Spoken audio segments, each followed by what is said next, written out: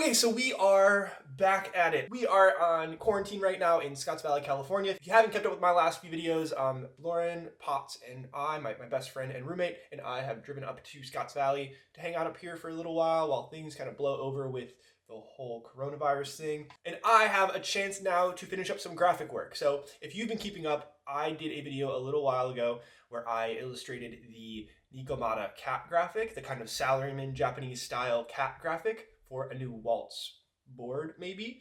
And we've made a lot of headway with that. And I wanted to catch up and kind of keep up with that, give you part 2 of that series. So today I'm going to be finishing up that graphic and actually applying it to some t-shirt stuff, maybe doing some apparel with that graphic.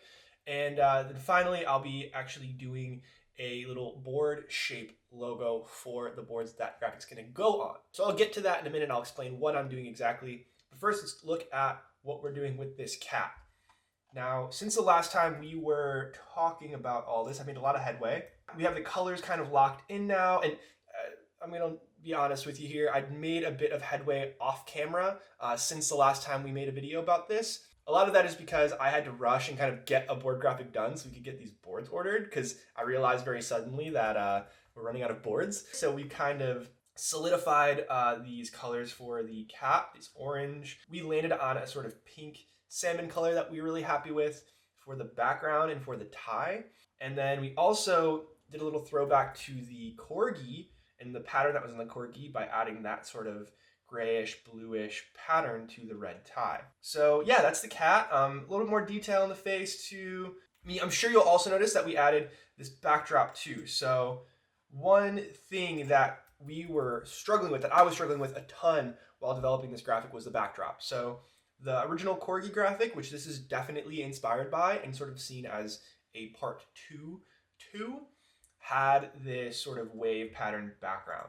So you can actually see here some of the patterns that I was working with. I tried to develop this sort of seashell pattern that ended up being way too busy, way too much going on here. Even when I sort of distressed and added some kind of holes and some randomness to it, it still was just way too busy. And in my opinion, the cat just gets lost in that image. We tried a bunch of different things and ended up landing on the classic reimagined wave pattern, very similar to the original corgi. Figure if it ain't broke, don't fix it. We can make this work.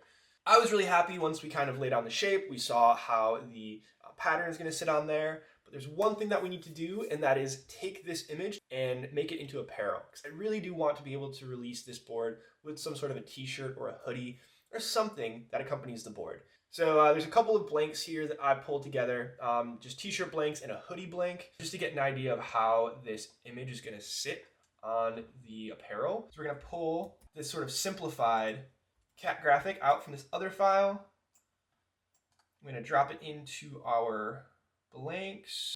I'm going to group everything together. So now this is just one image I can kind of shift around. You can see I can shrink it down to size and just start playing around with it. Like, I don't need to do much here.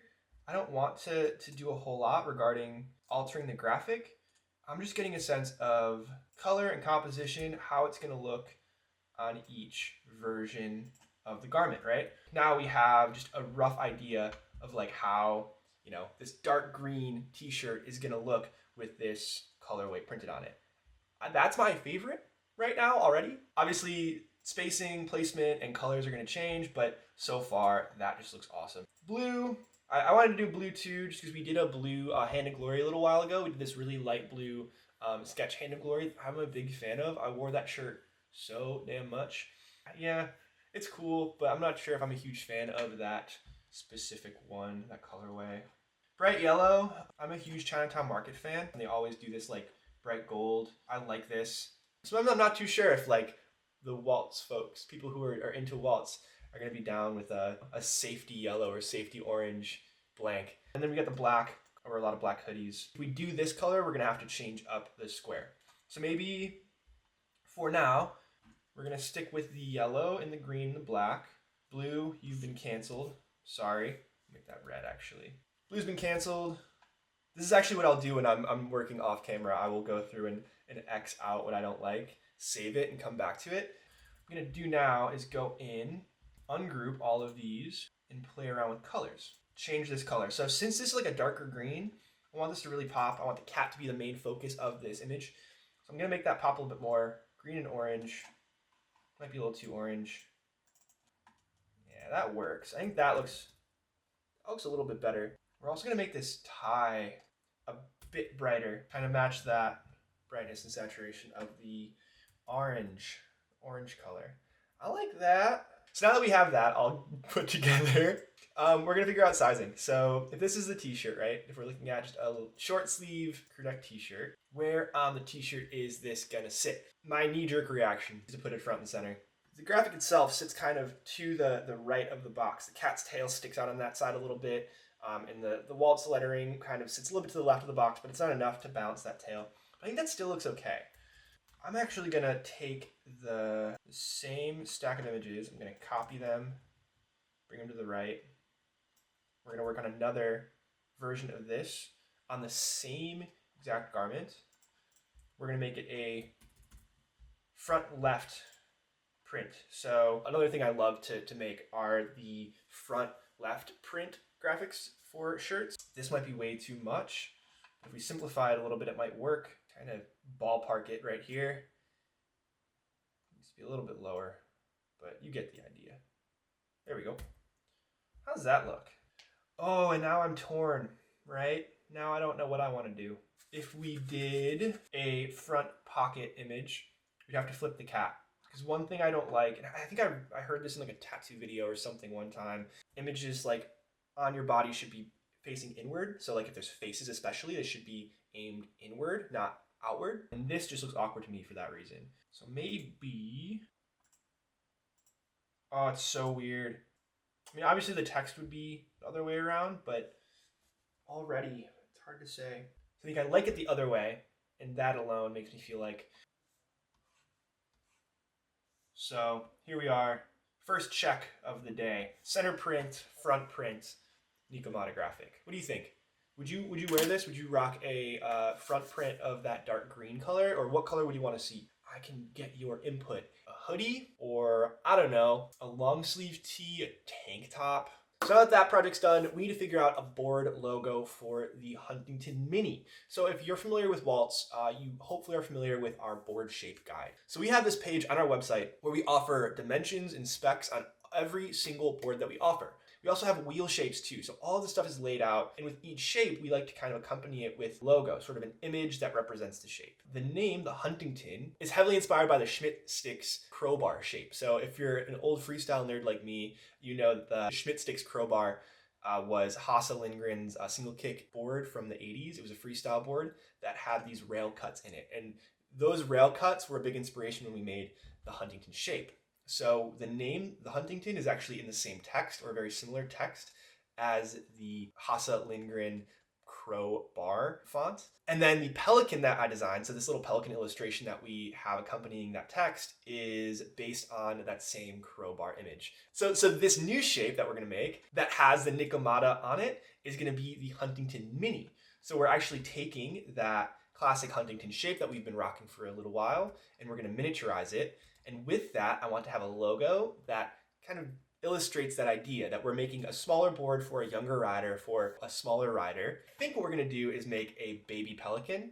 And we have here this wonderful, disgusting reference page. I've got references like the DuckTales Donald Duck babies. You can just tell right away that they're supposed to be baby ducks, right? How big the heads are, how big the eyes are, right? And just smaller features. So they're able to illustrate that it is a baby animal with such a simple illustration. That's what we're trying to accomplish here, right? Here we have something that's going to give me nightmares for the rest of my life. An actual baby pelican. Look at all that skin. What's that? Feathers? I don't know. It's gross. Why? Why is it like that? And then of course we have the regular old full-size pelican. Maybe they are babies still. I'm just gonna start from the bottom up, start with construction lines, and get an idea of how I want this to all look. This is the part where I just zoom through this and give you a time lapse rather than watching me draw without any kind of acknowledgement.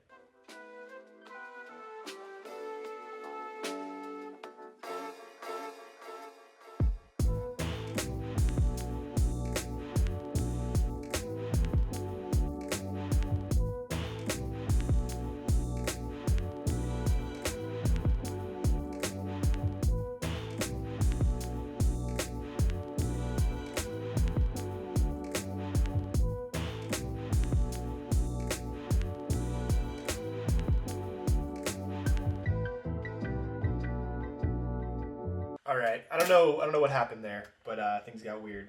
So we've got this big-headed, crying, yeah, baby pelican. Hopefully we can get some lines down that will make it more distinguishable as like the younger version of this guy. Yeah, so far I'm liking where we're at. Diaper might be a little too much, but I think it might drive home the idea. I'm gonna take a break. A big part of this for me is being able to step away from the work, get a fresh set of eyes on it, and have a coffee break real quick. We've got the rough sketch for the bird. The text is gonna be easy because it's gonna be very similar to what we were working with before with the Huntington single kick shape text. Trying to work faster, trying to always figure out the workflow. So I'm gonna actually go skate, get some coffee, and come right back to it. Maybe I'll film some of the skating too. See you in a minute.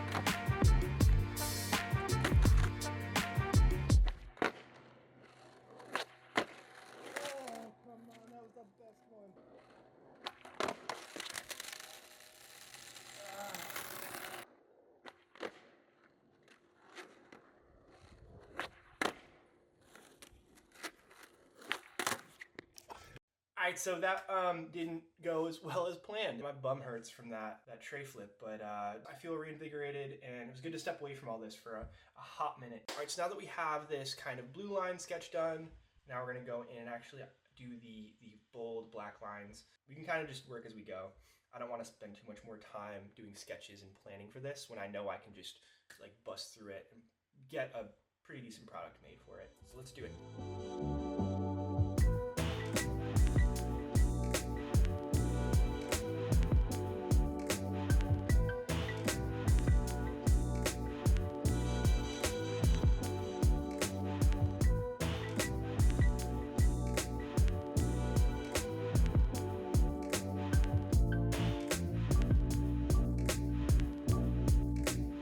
There we have it. We've got a nice little baby pelican to complement our little drunk pelican there. That looks all right. I added some extra orange onto like the white just to kind of make it pop more. All right, so there we have it. I'm still gonna need to go in and change up the orientation and sort of how things are built. I'm also definitely gonna need to add the mini part of this. I don't know if that's gonna go above or below, or if I'm gonna have to rework the text. However it's gonna happen, I don't really want to do that now, to be quite honest. Yeah, I'm stoked to be able to get these shirts and these decks out. Be on the lookout for both of those in the Waltz store very soon, pending any further COVID-19 craziness. Until next video, keep dancing. I hope at this point, I think we're doing one a day, so it's pretty wild. See you soon.